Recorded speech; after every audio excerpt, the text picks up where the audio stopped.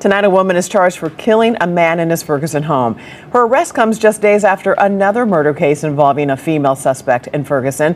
The murders are grabbing the attention of one St. Louis organization that focuses on domestic violence. Today, Jacina Coronel sat down with the community education coordinator at Safe Connections. She's in studio. Kelly, in a matter of 4 days, there were 3 killings in Ferguson, and the St. Louis organization Safe Connections only hopes to prevent these crimes from happening. The biggest message shared: there's help for you. A woman is sitting at a bus stop on Chambers Road in Ferguson, Missouri. Just sitting there, waiting, like it's a normal Tuesday morning, except she has a knife on her. And a few blocks back, a man named Raymond Williams is bleeding out in his front yard. A man she just stabbed. In his own home. The home where he let her sleep the night before. Make it make sense. This one starts with a man doing what a good person does. He helped someone out. He said, "You can stay here tonight." And when morning came and he decided that was enough, that generosity became the last decision Raymond Williams ever made. Let's talk about it. When the clock strikes midnight, the truth comes out. I'm 12 a.m. crime, and every single day I bring you real cases of domestic violence that turn deadly. The stories the system tried to bury, the victims who deserve justice. If you're about that raw, unfiltered truth, hit subscribe. New case drops every day at midnight. Don't sleep on justice. This is 12 a.m. crime. Raymond Williams was 36 years old, living in Ferguson, Missouri, in a home he shared with his mother. And before we go any further, let me paint you a picture of who this man was, because Raymond was not just a name in a police report. His sister Ramya said it in a way that stopped a lot of people cold when they read it. She said he had a heart that led him to always help others, even when it cost him everything. Even when it cost him everything. She said he was the type to step up for a friend without hesitation. Now, hold on. Because when you hear what happened to Raymond, those words are going to sit on your chest in a way that doesn't move easily. He was the kind of man his family described as someone who could get on your nerves like nobody else, but somehow in the same breath make you laugh, make you feel protected, and make you feel loved. That's a specific kind of person. Not perfect, real. The kind of person you actually want in your corner, the kind of whose presence you don't fully appreciate until it's gone. And Raymond was gone, just like that, on an ordinary Tuesday morning. The woman at the center of this story is April Boone, also 36, from Floridel Hills. She and Raymond knew each other. They had some kind of relationship. The kind of familiarity that gets you an invitation to spend the night when you need somewhere to be. And on a Monday night, that's exactly what happened. Raymond opened his door in the home he shared with his mother and let April Boone come in. Moving on, because that Monday night is where everything begins to tighten. Now here's what the investigators laid out. April Boone spent the night at Raymond's home.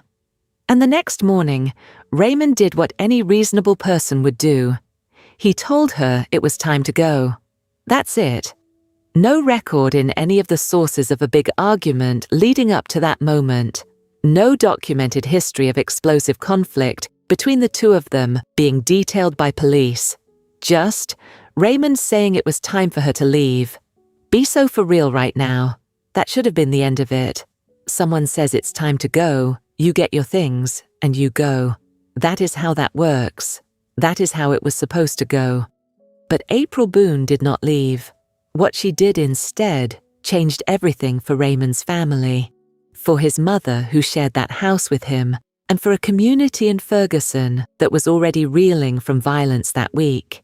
You really thought that what happened next was in any way a proportionate response to being told to leave? Because what are we talking about? The audacity. Raymond Williams asked April Boone to leave his home, and April Boone pulled out a knife, and she stabbed him in the neck, in the chest, in his own front yard, in the home his mother lived in, and then she walked away, not running, not panicking. She walked in the direction of Chambers Road, knife still on her, like she had somewhere to be. Raymond was left in that front yard, unconscious, bleeding, while someone, described in the police report only as a caller, reached out to Ferguson police to report what had happened. That caller told officers exactly what the scene looked like. A man in the front yard, injured and not conscious, and a woman walking toward Chambers Road, armed. Let's not forget, somebody saw this, somebody made that call. And because of that call, officers and emergency medical services moved fast. But fast, in this case, was not fast enough. Raymond Williams was in his front yard when the first officers arrived, unconscious, bleeding from stab wounds to his neck and his chest, the kind of wounds that tell you immediately that whoever did this was not trying to scare anyone. This was not a warning. This was not a reaction that got out of hand in some ambiguous way. Someone took a knife and drove it into a man's neck and chest and walked away. His mother was inside that house. Let that land for a second. The home Raymond shared with his mother. And somewhere between that front yard and that front door, a morning that should have been completely unremarkable became the worst morning of her life. Emergency medical services got to Raymond and rushed him to the hospital, and for a moment there was still the possibility that Raymond would pull through, that the doctors would do what doctors do, and Raymond would get to go home, get to hug his mother, get to be the brother his sister described, the one who could make you laugh and make you feel protected in the same breath. That didn't happen. Raymond Williams did not survive his injuries. He was pronounced dead at the hospital, 36 years old, gone because he said 2 words, "You have to go," to someone he had trusted enough to let into his home. Oh, so now asking someone to leave your own house is something that costs you your life? No, because that should never be a sentence anyone has to write about anyone. But here we are, and while Raymond was fighting for his life in that hospital, April Boone was doing something that, honestly, the more you think about it, the more it stays with you. She was not at the scene. She was not calling for help. She was not anywhere near Raymond. She had walked, calmly, on her own 2 feet, down to the Metrobus stop on Chambers Road. And she was just there, waiting, knife still on her. That's wild. Not hidden, not panicked, not remorseful in any visible way that anyone on that street could see. Just standing near a bus stop like the last hour of her morning had been completely ordinary.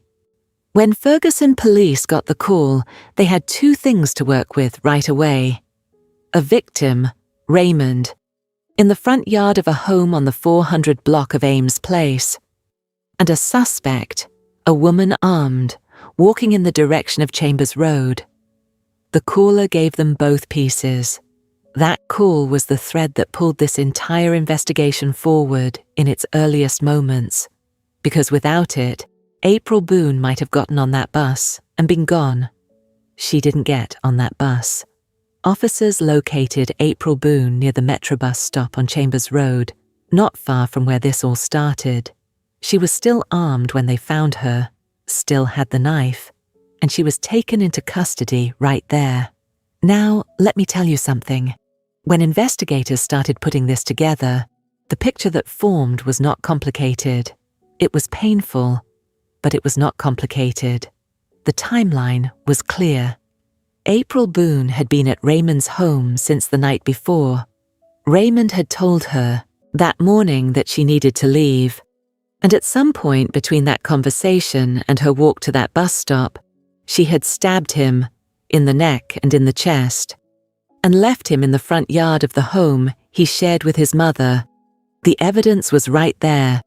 The location, the weapon, the witness call, the fact that she was found near the scene still carrying that knife.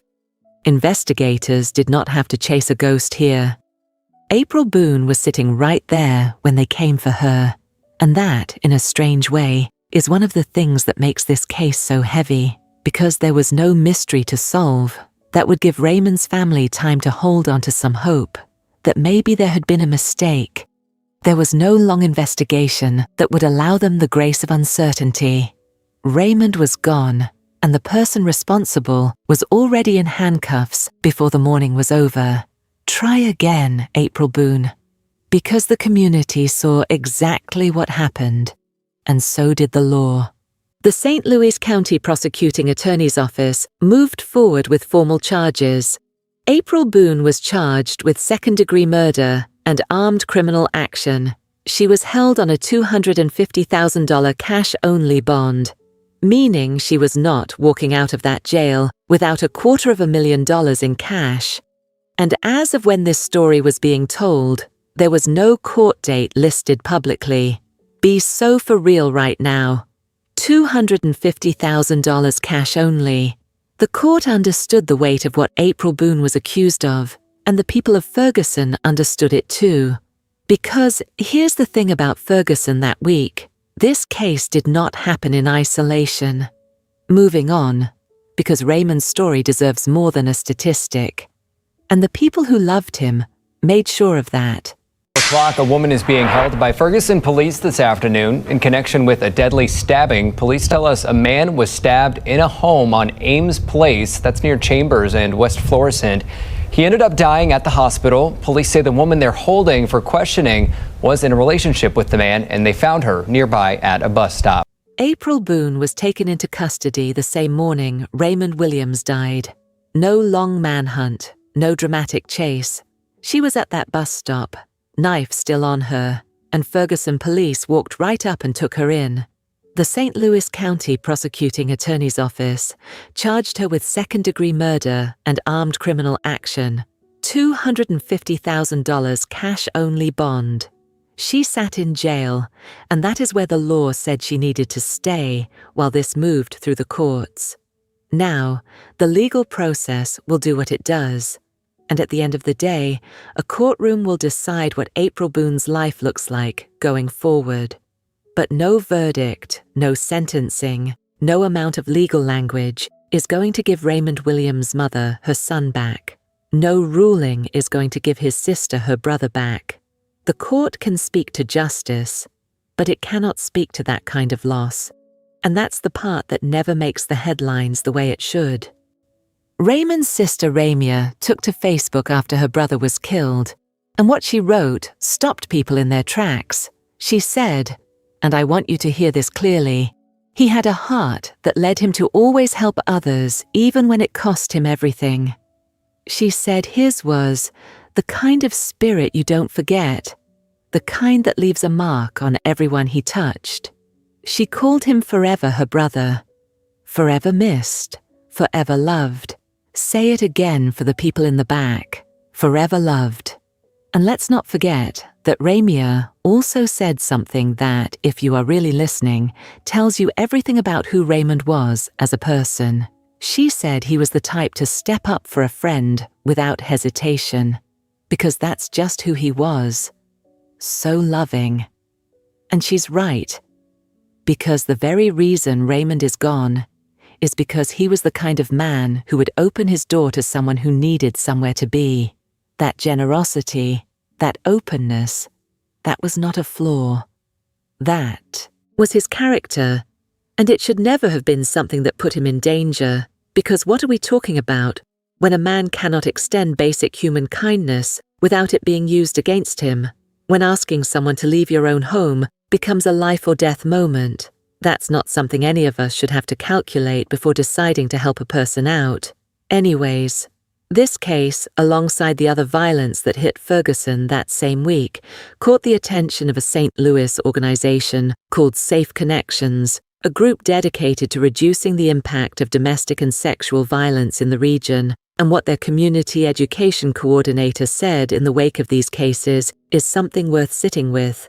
She pointed out that men who experience abuse and violence from partners or people close to them often face a wall of silence, not because the violence isn't real, but because the shame of coming forward feels heavier than the pain of staying quiet. She said, that shame leads to isolation, and that isolation is where abuse becomes more normalized, more hidden, more dangerous. Like, we talk about domestic violence, and a lot of the time, the conversation naturally centers women as victims, and that is a real and necessary conversation. But let's not forget that Raymond Williams was a man, and the barriers that exist for men who find themselves in dangerous situations with people close to them are real. The question of, am I going to be believed? Am I going to be seen as less of a man for saying I need help? That is a question too many men are sitting with alone, and Safe Connections made clear that there is support, that no one is less strong or less brave for having those experiences, that they are believed, that help exists. In May, Safe Connections was set to launch a support group specifically for men who have experienced abuse. Their helpline number is 314-531-2003. And if you are someone who needs that, or if you know someone who does, hold on to that number. But hey, at the end of the day, this story is Raymond's. It belongs to him, and to his mother, and to Ramya, and to everyone who knew him as the man who would show up for you without hesitation, the man who could make you laugh and make you feel protected in the same breath, the man whose spirit, as his sister said, leaves a mark on everyone he touched. Raymond Williams deserved to wake up on that Tuesday morning and have a completely ordinary day. He deserved to tell someone it was time to go and have that be the end of it. He deserved so much more than what he got. And I said what I said. Rest easy, Raymond.